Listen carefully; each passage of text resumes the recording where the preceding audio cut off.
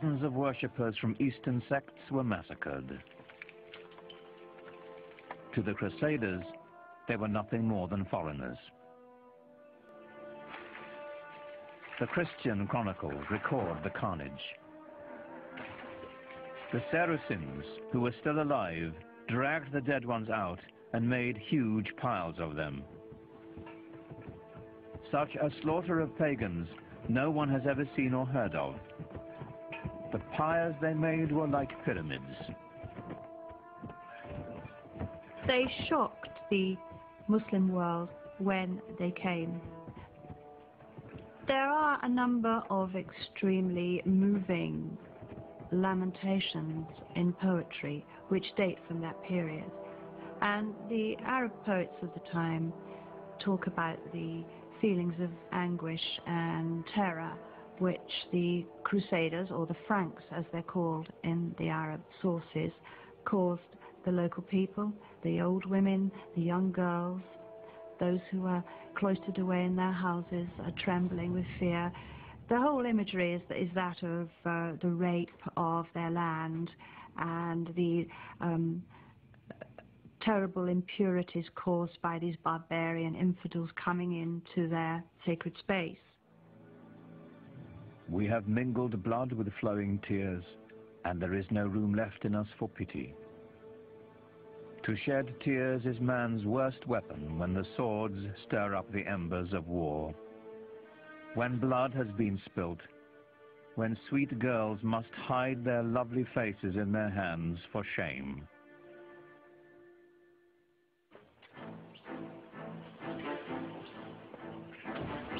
The First Crusade was over.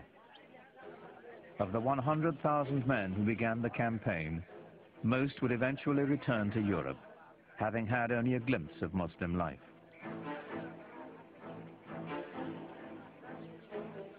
The job of occupying Jerusalem and the surrounding countryside fell to the 20,000 who remained, indefinitely.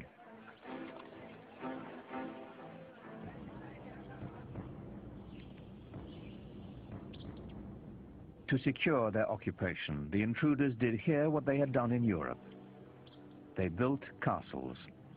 The Crusaders built the finest castles that the Near East has ever seen, and the proof of that is that they're still there. When everything else may have faded away, the Crusader castles remain a living testimony to their presence. And Crac des Chevaliers in Syria is the Crusader castle over them all. It's very, very big, it's strong, it's impenetrable. It's a living example of the way that a number of the Crusader castles couldn't be taken by siege. You can see for miles and miles from it and see the other castles that would have been, you know, in visual distance for communication by fire and smoke signals. It's got, you know, all the accoutrements of a good medieval castle, with battlements and turrets and places for pouring boiling oil and other liquids down onto the enemy. But inside that castle, what was life really like? It wasn't merriment and festivity. It was constant fear.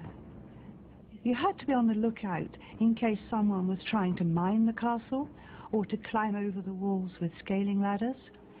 The people outside, the population, the local peasantry, they were not friendly, so you had to watch their movements all the time.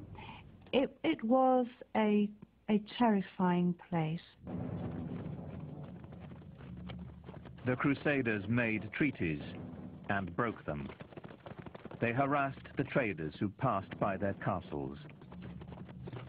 As they raided caravans, the Crusaders learned of a luxurious lifestyle unheard of in Europe. Well, materially, the Crusaders were just blown away by what they found in the Middle East, and they took a lot of it back with them. Inlaid metalwork, textiles, silks, things like that they had just never seen in such quantities before. The good life. these things they brought back to Europe, some as souvenirs, and in fact there was a whole industry that developed in the Middle East of providing souvenirs for the Crusaders to take back.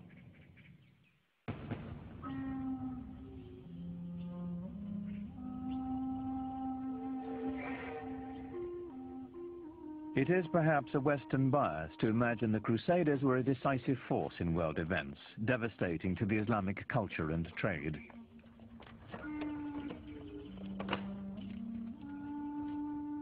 The truth is, while the Knights of the Crusades were bunkering down in their castles, Islam was spreading its influence and flourishing. Muhammad's message rang out as clear and strong as it ever had. Allahu Akbar! Allahu Akbar! Ashhadu an la. Mosques were now on every horizon. They welcomed traders. They housed schools and hospitals. Through Islamic architecture, literature and music, a vibrant culture was emerging in celebration of a singular faith.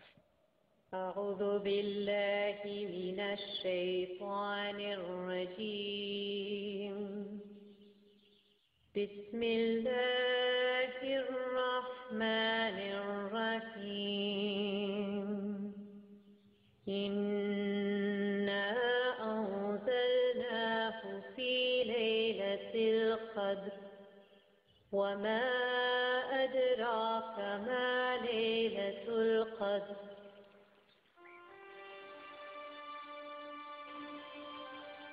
Faith had launched an empire. Culture was now enlightening it. But ultimately, what united it was trade. For the Muslims, trade, like science, brought innovation. Business was expedited by a revolutionary concept called the sak, a check that could be written in Spain and cashed in India. Writing a check assumes that someone's going to honor it and cash it at the other end, and that if you give the money or you have the money in one place, that someone will say, I have access to that somewhere else. So this implies that you have some kind of central bank or central loan organization who's going to be good for the money. So it frees up your ability to travel. It frees up commerce because, again, the money doesn't have to be moved from Samarkand back to Cordoba in order to go back the other way the next year, so that you can base it all on trust and faith. And Muslims became some of the greatest merchants of Middle Ages. And the greatest craftsmen as well. From the Persians, Muslim blacksmiths learned how to fold steel to give it strength and flexibility. The swords made in Toledo and Damascus had no equal in the world.